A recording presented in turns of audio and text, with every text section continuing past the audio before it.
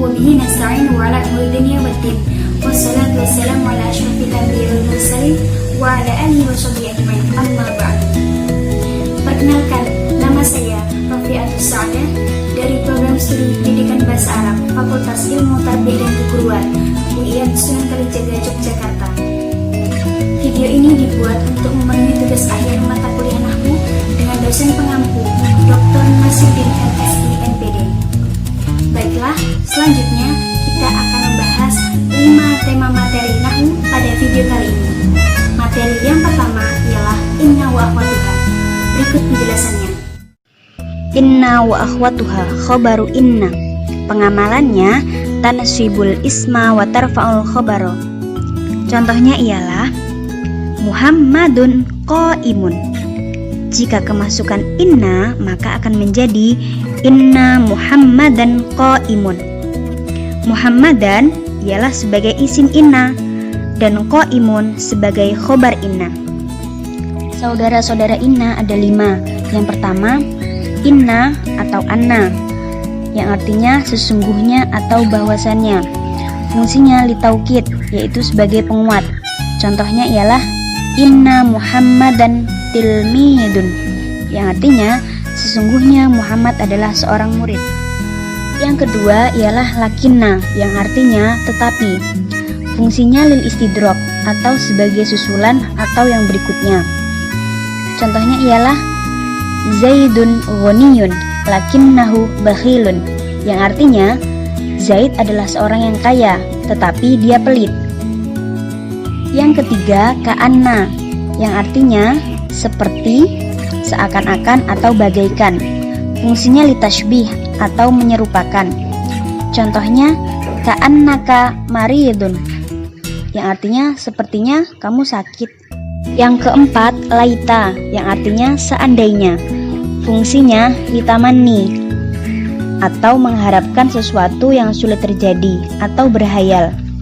Contohnya laita syababa ya'udu yauman, yang artinya seandainya masa muda itu bisa kembali.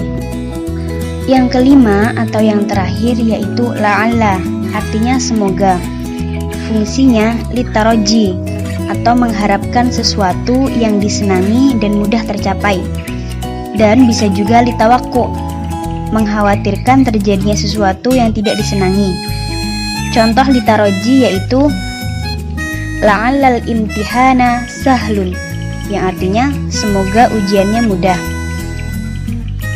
Contoh litawakku ialah la'allal aduwa yamutu, yang artinya semoga musuh itu mati. Selanjutnya materi yang kedua ialah Kana wa akhwatuha. Berikut penjelasannya. Kana wa akhwatuha. Kana mempunyai pengamalan atau pengaruh, yaitu tarfa'ul isma wa tansibul khobaro. Contohnya, sebelum dimasuki kana, al-baitu nadhifun. Jika sudah dimasuki kana, maka menjadi kanal baitu nadhifan. Al-baitu sebagai isim inna dan nadhifan sebagai khobar inna. Macam-macam kana wa akhwatuha yaitu kana, yang artinya ada atau terjadi. Amsa, waktu sore. Asbaha, waktu subuh. Adha, waktu duha. Dolla, waktu siang. Bata, waktu malam. Soro, menjadi. Laisa, tidak. Mazala, mafakka, mafati'a, madama, dan mabariha, yang artinya senantiasa atau masih. Contoh macam-macam kana wa akhwatuha yaitu kanal baitu nadhifan, rumah itu bersih. Amsa Zaidun akilan, Zaid makan di sore hari. Asbaha Zaidun akilan, Zaid makan di pagi hari. Adha Zaidun dahiban, Zaid pergi di waktu duha. Dhallal mataru ghaziran, hujan deras di siang hari. Bata Zaidun nauman, Zaid tidur di malam hari. Soro tilmidun mahiron, murid menjadi seorang yang pandai. Laisa Zaidun mudarrisan, Zaid bukan seorang guru. Mazala Muhammadun qa'iman, ma fakka Muhammadun qa'iman, ma fati'a Muhammadun qa'iman, ma dama Muhammadun qa'iman, ma bariha Muhammadun qa'iman. Dan semua itu memiliki makna dan arti yang sama, yaitu Muhammad masih berdiri. Pembagian isim kana dibagi menjadi dua. Yang pertama ialah mu'rab atau yang berubah. Apabila isim kana berupa isim mu'rab, maka kana selalu dalam bentuk mufradnya, walaupun isim kana tersebut berupa isim musanna atau jamak.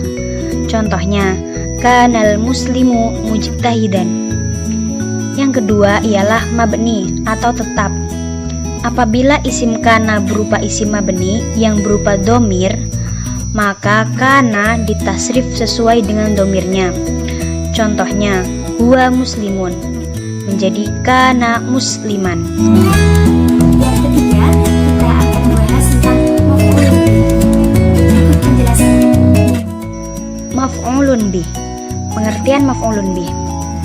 Jadi, maf'ulun bih adalah isim yang dibaca nasab yang menjadi sasaran fi'il atau biasa disebut dengan objek.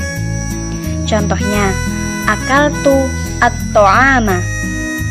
At-ta'ama di sini kedudukannya ialah sebagai maf'ulun bih atau sebagai objek. Pembagian maf'ulun bih. Maf'ulun bih dibagi menjadi dua. Yang pertama sharih dan yang kedua ghairu sharih. Sharih dibagi menjadi dua, yaitu isim dhohir dan isim dhamir. Contoh isim dhohir yaitu fataha Khalidun al-baba. Al-baba di sini ialah sebagai isim dhohirnya. Yang kedua isim dhamir. Isim dhamir dibagi menjadi dua juga, yaitu dhamir muttasil dan dhamir munfasil. Contoh dhamir muttasil yaitu akramtuka. Dhamir ka di sini ialah sebagai dhamir muttasil. Yang kedua, dhamir munfasil. Contohnya seperti iyyaka na'budu wa iyyaka nasta'in. Iyyaka di sini ialah sebagai dhamir munfasil. Yang kedua, ghairu sharih. Ghairu sharih dibagi menjadi tiga. Yang pertama, muawwal bimasdar. Contohnya, alimtu annaka mujtahidun. Contoh tersebut dapat ditakwilkan menjadi alimtu ijtihadaka. Yang kedua, jumlah muawwalah bimufrad. Contohnya, donantuka tajtahidu. Contoh tersebut dapat ditakwilkan menjadi donantuka mujtahidan. Yang ketiga, jar majrur, yaitu jar majrur yang dinasabkan karena dibuang huruf jarnya. Contohnya, dakhaltu al-baita.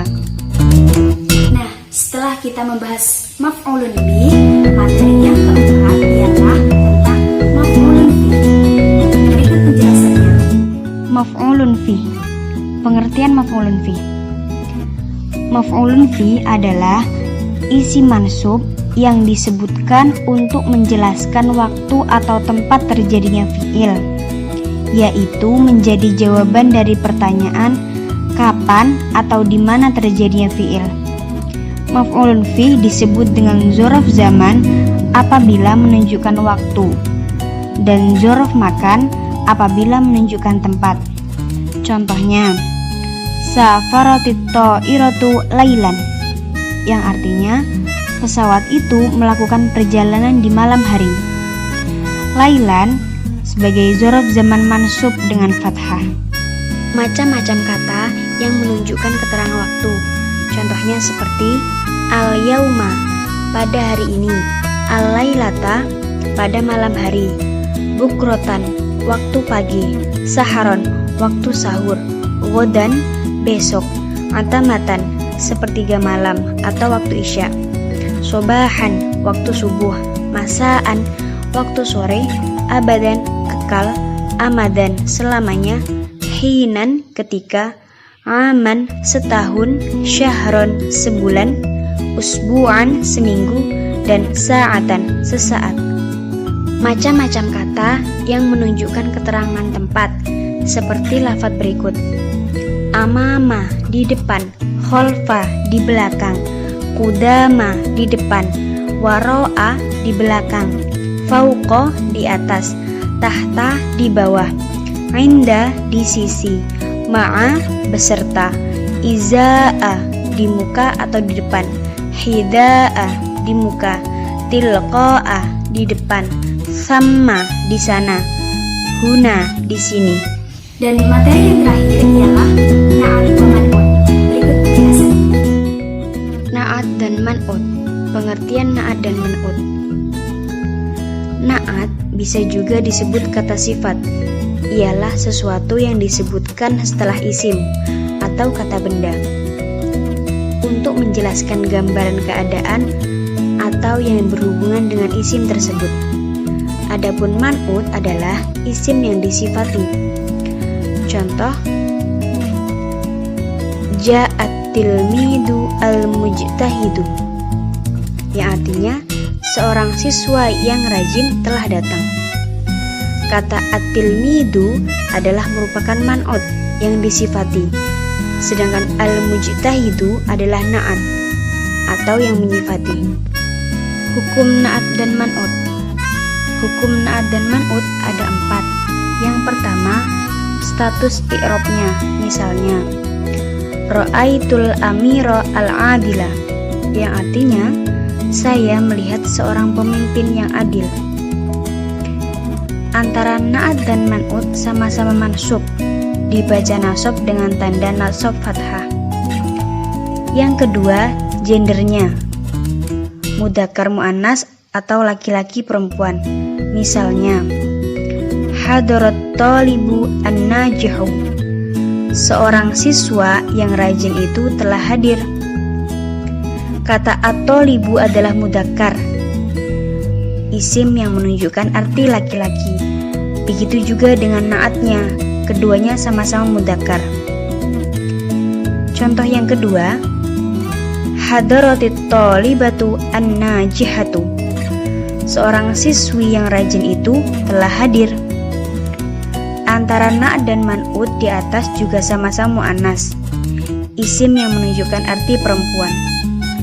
Yang ketiga, adatnya atau jumlahnya, baik isim mufrad, isim musanna, dan jamak. Contohnya yang pertama, ja'at talibu an-najihu. Contoh yang kedua, ja'at talibani an-najihani.